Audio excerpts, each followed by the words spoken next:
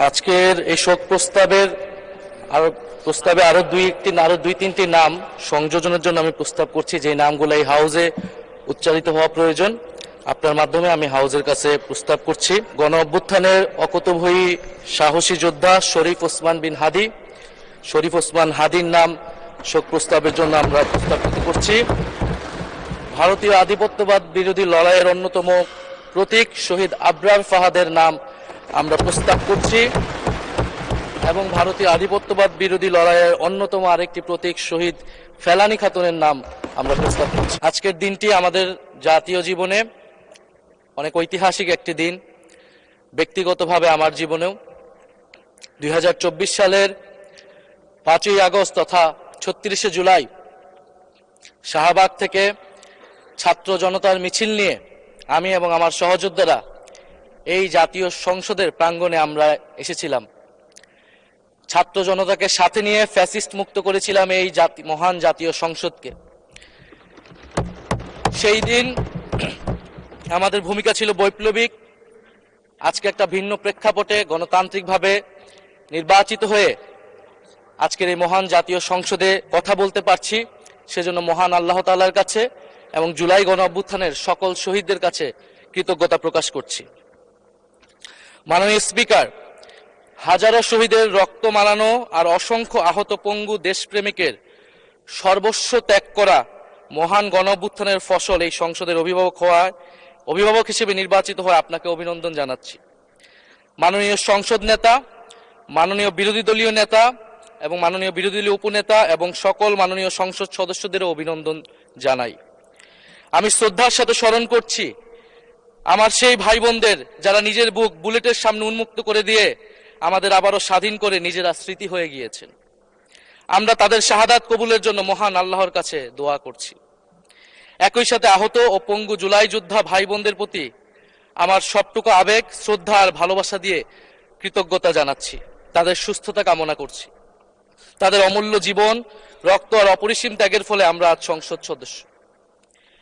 24-এর গণ অভ্যুত্থানের বৈষম্য বিরোধী ছাত্র আন্দোলনের নেতৃত্বে অংশ নিয়েছিল ছাত্র, শ্রমিক, কৃষক, শিক্ষক, অভিভাবক, সাংস্কৃতিক কর্মী, আলেম সমাজ, তরুণ সেনা অফিসার ও সৈনিকগণ ও প্রবাসী বাংলাদেশি ভাই ও বোনেরা।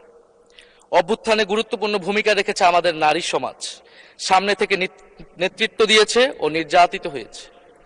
আন্দোলনে প্রাইভেট বিশ্ববিদ্যালয়, মাদ্রাসা ও স্কুল কলেজের ছাত্রছাত্রীদের ভূমিকা ছিল তাৎপর্যপূর্ণ। গণ অভ্যুত্থানে ভ্যানগার্ডের ভূমিকা ছিল ফ্যাসিবাদ বিরোধী রাজনৈতিক দলের নেতাকর্মীরা। স্মরণ করছি ছাত্রদল, ছাত্র শিবির, ছাত্র শক্তি, ছাত্র অধিকার পরিষদ এবং বিভিন্ন ইসলামপন্থী ও বামপন্থী ছাত্র কর্মীদের, যারা সাহসিকতার সাথে লড়াই করেছিল বৈষম্য বিরোধী ছাত্র আন্দোলনে। মাননীয় স্পিকার, 24 মানে কেবল 24 না, এর পিছনে রয়েছে বিশাল প্রেক্ষাপট।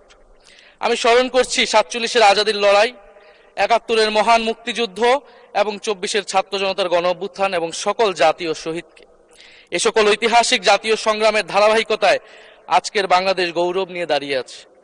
স্মরণ করছি পিলখানা হত্যাকাণ্ডের শহীদ, শাপলা হত্যাকাণ্ডের শহীদ, মোদী বিরোধী হত্যাকাণ্ডের শহীদ, ফ্যাসিস্ট আমলে গুম হওয়া ব্যক্তিদের স্মরণ করছি। 18 সালের কোটা সংস্কার আন্দোলন ও নিরাপদ সড়ক আন্দোলনে ছাত্র কিশোরদের অকুতোভয় সাহসকে স্মরণ করছি।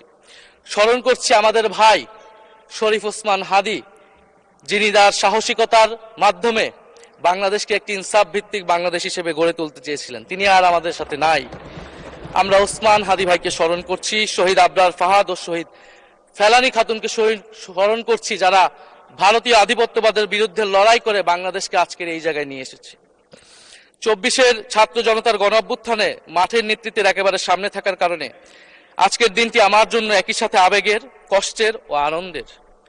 আমাদের সংগ্রামের সাথী শহীদ আবু সাইদ, শহীদ মুগ্ধ, শহীদ ওয়াসিম, 4 বছরের শিশু আহাদ, 6 বছরের শিশু রিয়া গোপ সহ প্রায় 150 শিশু শহীদ। মাননীয় স্পিকার, পুলিশের এপিসি থেকে ফেলে দেওয়া শহীদ ইয়ামিন, সাভারের আশুলিয়ায় ভ্যানের উপরে জীবন্ত অবস্থায় আগুনে পুড়িয়ে মারা কিশোর শহীদ সজল সহ অগণিত মানুষের স্মৃতি আমাকে প্রচন্ডভাবে নাড়া দিচ্ছে। মাননীয় স্পিকার,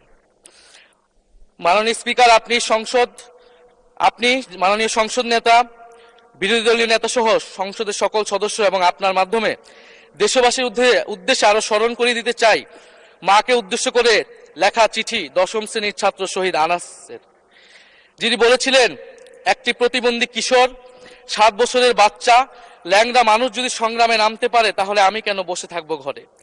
একদিন তো মরতেই হবে, তাই মৃত্যুর ভয় করে স্বার্থপরের মতো ঘরে বসে না থেকে সংগ্রামে নেমে গুলি খেয়ে বীরের মতো মৃত্যু অধিক শ্রেষ্ঠ। যে অন্যের জন্য নিজের জীবন বিলিয়ে দেয় সেই প্রকৃত মানুষ। আমি যদি বেঁচে না ফিরি তবে কষ্ট পেও না, গর্বিত হয়েও জীবনের প্রতিটি ভুলের জন্য ক্ষমা চাই। আনাস তার মাকে এই চিঠি লিখে রাস্তায় নেমে গিয়েছিলেন, শহীদ হয়েছিলেন মাননীয় স্পিকার, যাদের আত্মত্যাগের কারণে আজকে আমরা এখানে বসে কথা বলতে পারছি। মাননীয় স্পিকার, জুলাই গণঅভ্যুত্থানের সাথে জড়িয়ে আছে দেশনেত্রী বেগম খালেদা জিয়ার সংগ্রাম ও তার আত্মত্যাগ। ওনার সংগ্রাম অনুপ্রাণিত করেছিল বাংলাদেশের তরুণ সমাজকে আত্মত্যাগ করতে, আত্মহুতি দিতে গণ অভ্যুত্থানে। আমরা আজকে তাকে শ্রদ্ধার সাথে স্মরণ করছি। মাননীয় স্পিকার, আমি বিশ্বাস করতে চাই আমরা যারা সংসদে বসতে পেরেছি কেউই এই শহীদের রক্তের সাথে বেইমানি করব না। কারণ জুলাই গণ অভ্যুত্থান মানে শুধু জুলাই গণ অভ্যুত্থান নয়, এটি নতুন বাংলাদেশের আকাঙ্ক্ষা। গণভোটের রায় অনুযায়ী আমরা যেমন সংসদ সদস্য, একইভাবে সংবিধান সংস্কার কমিশনের সদস্য। আমাদের সরকারি দলের বন্ধুরা অবিলম্বে সংবিধান সংস্কার কমিশনের সদস্য হিসেবে শপথ নেবেন বলেই আমরা বিশ্বাস করি। আমরা একই সাথে গণতান্ত্রিক সংস্কারগুলো সাধন করতে চাই। 70% মানুষ গণভোটে তাদের রায় জানিয়ে দিয়েছে মাননীয় স্পিকার। গণতন্ত্রে জনতার রায় সার্বভৌম, তার উপর কোনো আইন বা বিধান চলতে পারে না। মাননীয় স্পিকার, আমরা বিচার চাই, জুলাই গণহত্যার বিচার চাই, শরীফ ওসমান হাদি হত্যার বিচার চাই, গুম খুনের বিচার চাই, বিগত সময়ে হওয়া লুটপাট এবং দুর্নীতির বিচার চাই। জুলাই মানেই নতুন বন্দোবস্ত, গণতান্ত্রিক অন্তর্ভুক্তিমূলক বৈষম্যহীন দেশ। জুলাই মানে আধিপত্যবাদ মুক্ত, ফ্যাসিস্ট মুক্ত দেশ। জুলাই মানে মানবিক মর্যাদা ও দায় ও দরদের বাংলাদেশ।